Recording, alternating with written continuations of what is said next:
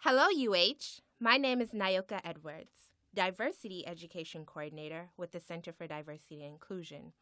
Thank you for listening to Connect, a cultural podcast sponsored by the Center for Diversity and Inclusion. Connect provides UH students, such as yourself, with the opportunity to be bold and be heard by amplifying your voices to share your cultural stories and experiences. Today, we are joined by three students who will be discussing the danger of a single story. By sharing their own experiences of how others can often attach a single narrative to their identity. Let's start off with some introductions from the students. Hello, my name is Abraham. I'm currently a junior and I identify as a Hispanic student. As a Hispanic student, I utilized the Urban Experience Program to help me be successful. And I am super excited to be participating in this conversation. Hello, my name is Enoch Akama. I identify myself as a veteran student and also as an international student. I'm happy to be part of this discussion. Hello, my name is Judith and I'm a junior. I identify as a DACA student and I use the Center for Diversity and Inclusion and the Urban Experience Program to be successful in college. And I'm super excited to be part of this conversation. Well, I'm excited that everyone's happy and super excited to be participating in this conversation, and I'm looking forward to hearing each of your story. For today's conversation, we'll be focusing on the single stories that are often told about specific groups of people and how those stories can be dangerous.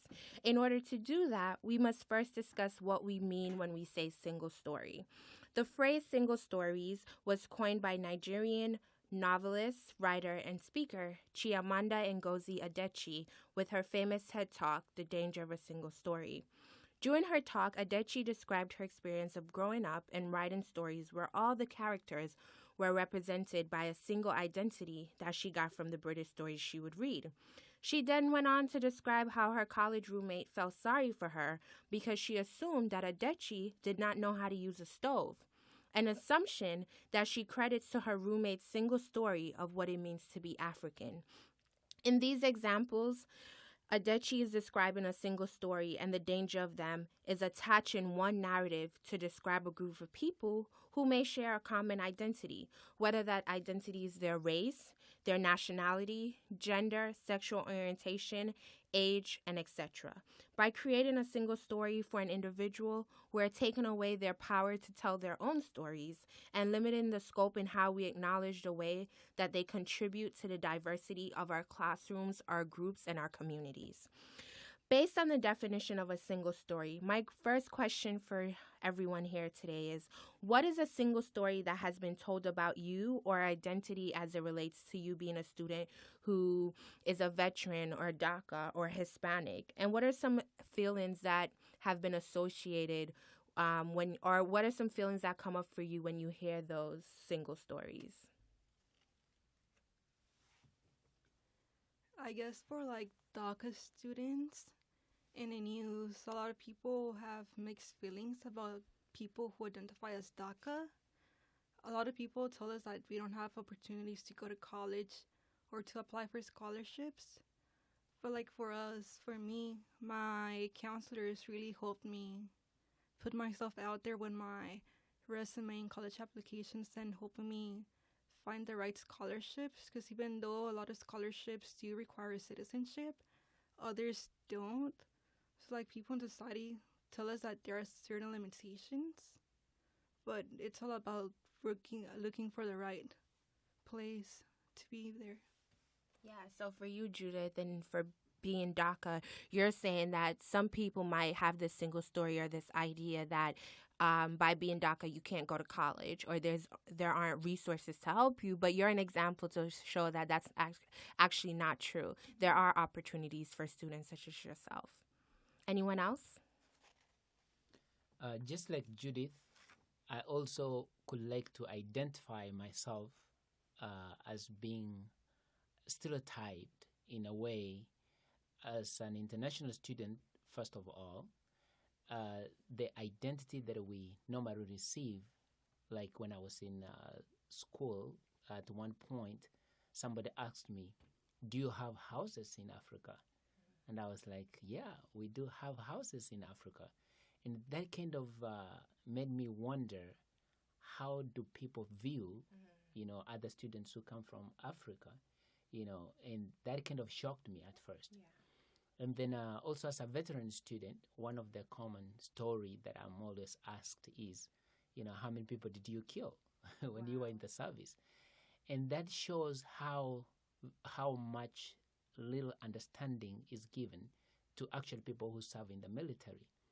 Like the service, the unit that we worked with was actually very instrumental in helping to stabilize the region by bringing medical help and helping the people to be better. And so most people think, oh, the military is just out there to destroy. But actually, most of the job that is done in the military, almost 90% of it, is to build and to keep stability. And that is some of the single stories that I can identify with. Wow. Thank you for sharing that. What about you, Abraham? Well, for Hispanic males specifically, I could say that a large portion of the single story is based on the idea where, and Hispanic culture specifically, that a male is supposed to be going toward a work field right after high school, if not as soon as possible.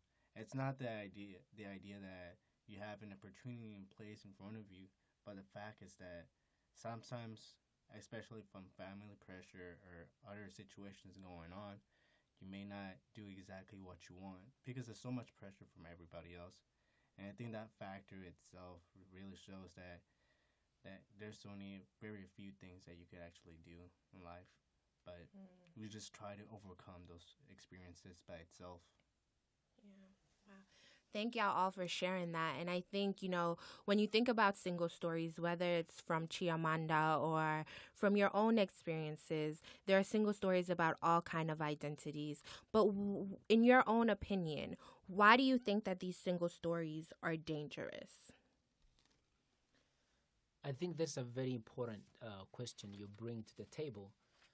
The singleness of a story kind of puts people in a special class, and it limits the potential that exists and the common things and traits that we share as human beings, because we all love the same, we die the same, we cry the same, we bleed the same.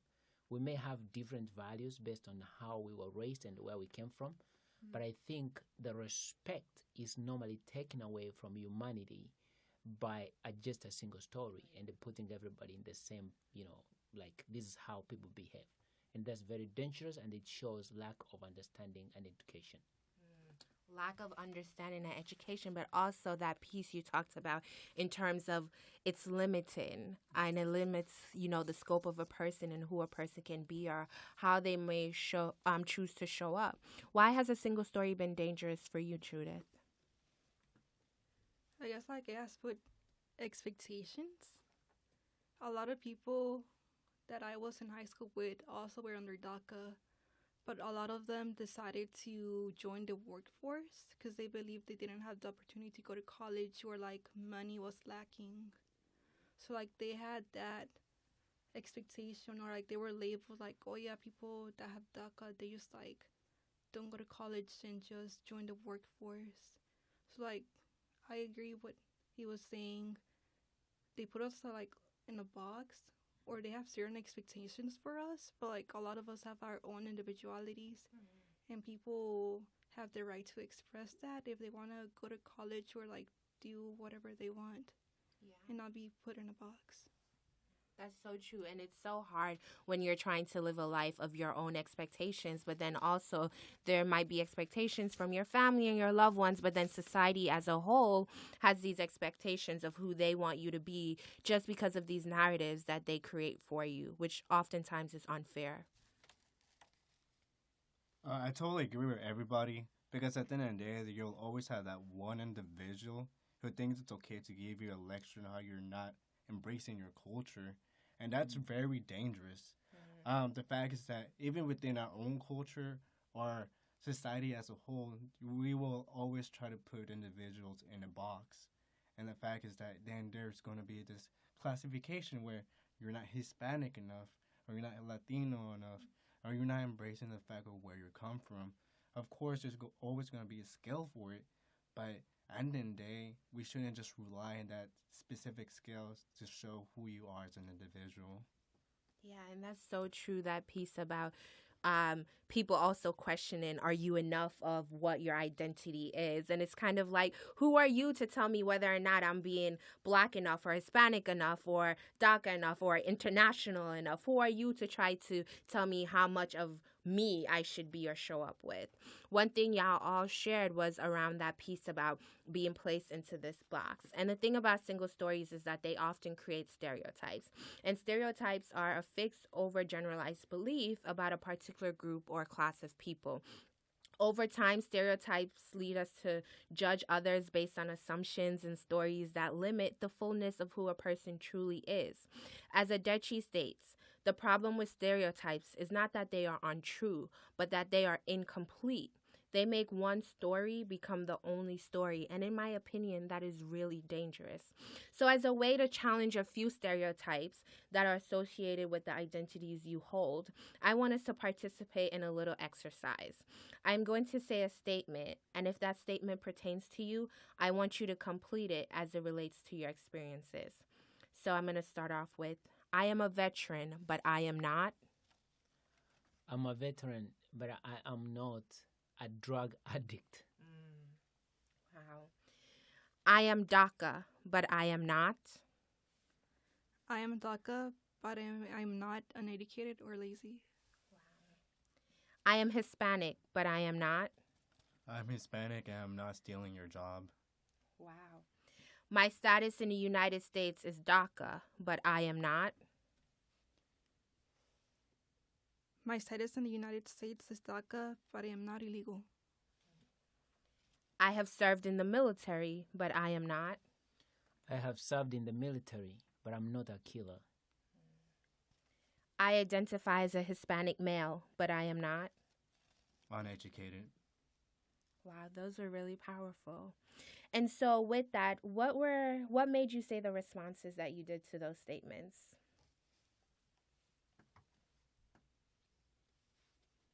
I guess for me, for like DACA, I said illegal because, I mean, for that, it all comes from like how you came to the U.S. My family came here and like our visas expired, but like other people come like crossing the border or have different ways of coming here. And like we don't like being labeled as illegal or like as aliens. We prefer like the term undocumented. And it's just a term like that society places us. Thank you, Judith, for such a compelling story.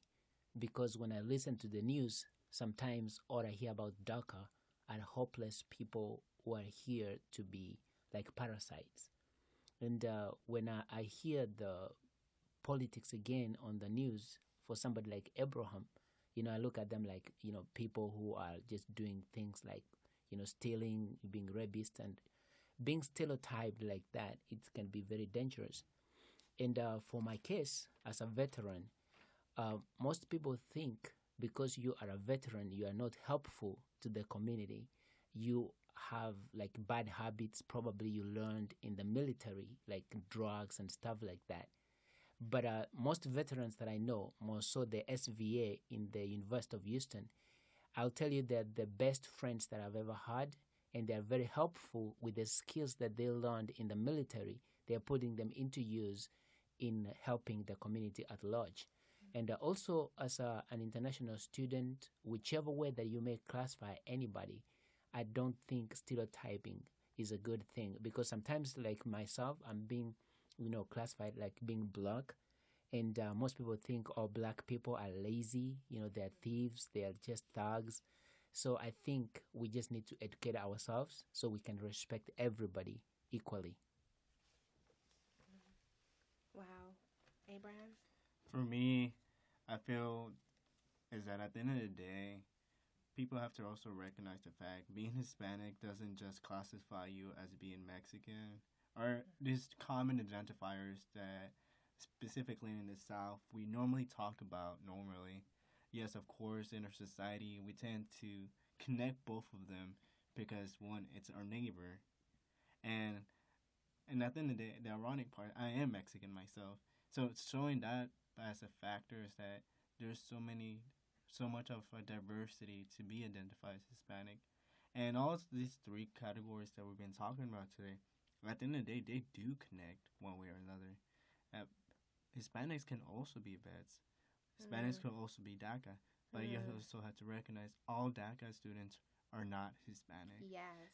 DACA students do not have a face. They are completely like any other nationality. There's completely different types. And I just want to say at the end of the day is that I specifically in the news where everybody's being shown us this negative image, especially the Hispanic community, that it's not true. And it's really up to us to actually reach our voice out and say something about it. Wow, yeah, that is true. I think they're specifically around being a DACA student, Abraham. I'm glad you touched on that. Not all DACA students look the same or are Hispanic or from Mexico. And that's one single story that oftentimes is told in this country. And so, kind of following that line, and you might have answered this, if I was to say, what is one thing you would want other students on our campus to know about you in terms of how it pertains to your identity? What would that one thing be that you want other students to know?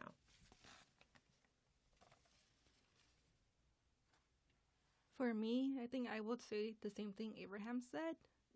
Coming from high school, a lot of people that were there were Hispanic and like under DACA, but like coming to U of H, I met a lot of people who were part of other like places that were DACA but were not specifically Hispanic. So it all like DACA's like diverse. It's not just Hispanics. Thank you for that. For me, I just want other students to know that people from other countries, specifically in Africa, they have potential to be and do anything just like anybody else. For example, our former president, Barack Obama, his father was from Kenya. I was so glad when I met him, face to face with Michelle, and I recognized how humble and kind-hearted they were. So we should not classify people in that category, for example. And also from the veteran point of view, I think the happiest time that I've ever had was when I was in the service. That is when I learned that you are not classified of who you are or how you look, because when we were together, we were either fighting together, helping each other together, serving each other together. Like one of my roommates, his name was Alcales. He gave an ultimate sacrifice for our unit, for us to be able to continue and serve the mission that brought so much prosperity in Afghanistan. So I think I look at that to be a strength other than a hindrance. And with that, I just thank everybody. Wow. For me specifically, I just want to say that at the end of the day, you have a choice to actually step out of your comfort zone and reach those leadership positions, not just on campus, but in our society. The fact is, at the end of the day, we go to college to make a difference in our community one way or another. And if that's not the way you're thinking, maybe you're doing it for the money, that's perfectly fine. But we are here to make a difference and show everybody just because you're Hispanic, just because you're a DACA, just because you're a veterinarian, doesn't mean that you're not just going to sit down and do nothing about it. Yeah. Thank y'all. So I hope y'all heard that, UH. Those are some things that some of our students want y'all to remember about the experiences and stories of students who identify as DACA, being a part of, being a veteran or international student, or being Hispanic. And with that, single stories represent a single perspective of another individual's life. And as a result, it can limit our understanding of others. Single stories can be told unconsciously without recognition of doing it. So have any of y'all ever told a single story about someone else? Shifting gears, I know we talked about the single stories that other people tell about our identities, but oftentimes we do it too. What are some single stories you've told? While she's thinking about it, I used to think everybody in Texas, rode a horse until I got here and I found out that Houston has big streets. As a matter of fact, Houston is one of the most comfortable cities that I've ever been. You can drive in. Because in Europe, I was there for 4 years. I've been in Africa, and we are so crowded. In the Middle East, the roads are horrible. But when I came to Houston, Houston has a lot of space. So the ideas that I had, like Texans will be walking around with cowboy boots and hats and horses, was just wrong. So I'm so glad that I came here, to see that actually it's a decent place to be. Yeah, and experience it for yourself and that idea. Yes. Anyone else has told a single story about someone else? I guess for me, I had this thing for Korea. I thought they only ate rice, but a lot of my friends from church, they're Korean, and they take me to all these Korean restaurants, and how they serve their food. It's not only with rice, but with noodles and other foods that they have. Yeah, so by experiencing new foods and experiencing cultural traditions and rituals, you were able to kind of challenge that single story you had about people who identify as being Korean. What about you, Abraham? Well, I feel like one of the main single stories around the Hispanic community is that you should only either date only around your culture, or if not, only hang out with those specific individuals around your culture. And I feel that's really dangerous in a way, specifically because, one, we got to the second most diverse university in this whole entire country. But the fact is that as soon as you come to this campus, you start recognizing that you don't have to hang out with people who look, quote-unquote, like you. And that's okay to step out of that comfort zone. It's okay to go to other places and try new foods. You don't have to just specifically stick to one thing. And at the end of the day, try to have that mindset that, quote unquote, you're not good enough to be in the identifier. Don't worry about that. Just be yourself. You'll be fine. And I'm a huge person who used to believe that fact. And now, right now, I'm completely 180 from that. So. So you're saying that the single story you believed or necessarily told was the fact that, if you're from a particular race or ethnicity or cultural background, you have to date or hang out with people from that same group. But by coming to UH, you have kind of shifted how you see that and think that. Exactly. Oh, that's great. So what are some ways that you have tried to challenge single stories you have heard about your identity or the identities of others? I guess daring to be different. Join organizations that challenge me to meet new people, not just people who are Hispanic or from the DACA community. Especially with the Center for Diversity and Inclusion, we do a lot of events that really promote diversity and people sharing their stories. So as I listen to other people's stories, it inspires me to keep on going and reach my own highest potential. And to step out of my comfort zone. That's awesome, and I love that. Dare to be different. Is that what you said? Yeah, I love that. Yeah, that is actually very nice, Judith. Personally, if there's one thing that I've gained a lot, is by traveling. Also, spending time in Europe opened my eyes to see the other world that I never knew while I was in Africa, and then going to the Middle East. Coming to the United States, it has widened my understanding and seeing how people live in different areas of life. I'll call it one of the most valuable assets anybody could do. Travel. Yes, traveling. Actually, when you travel, you get to understand, wow, we are all the same. And we have more things in common than we have, differences, I would say.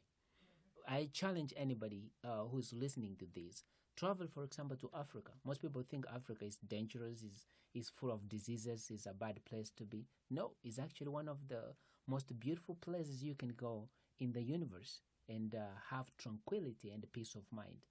So we may look at things differently, but at the end of the day, inwardly, we are all the same. Yeah. And even That's thank you for sharing that, and I encourage everyone to travel, as I also want to travel more. And that piece about yes, there are things, or whether we're from the same communities or share the same identities, we all have these common things that we can connect with. But also, what would the world look like if we can start a conversation on our commonalities, but then also continue to build relationships and partnerships based off of our differences and how we value and appreciate the differences that everyone contribute. That is so true. What about you, Abraham? What are some ways that you've challenged single stories? So my way is that I always try to help somebody out that's completely, I wouldn't say completely different from me, but don't have the same belief mindset as me. And I feel that's a really strong idea to actually say out loud, because at the end of the day, I was raised in a very Catholic Hispanic family, and sometimes within those families, there are extreme beliefs that, as of right now, I kind of believe they're completely wrong. Specifically, like in the urban experience program, where you reach out to other communities that may actually not have the same beliefs as you, and that's perfectly fine. It's okay to be different. If that means that reaching out to the LGBTQ plus community, that's fine. And if that means going to very povertish communities where they don't have the exact same opportunities as us, that's fine. But just sometimes you gotta understand, don't just feel comfortable. Make sure to always help somebody out. Yeah. Thank y'all for sharing. And as we wrap this conversation up, I want each of you to complete this statement for me. I am blank and I am. So the statement is, I am blank and I am.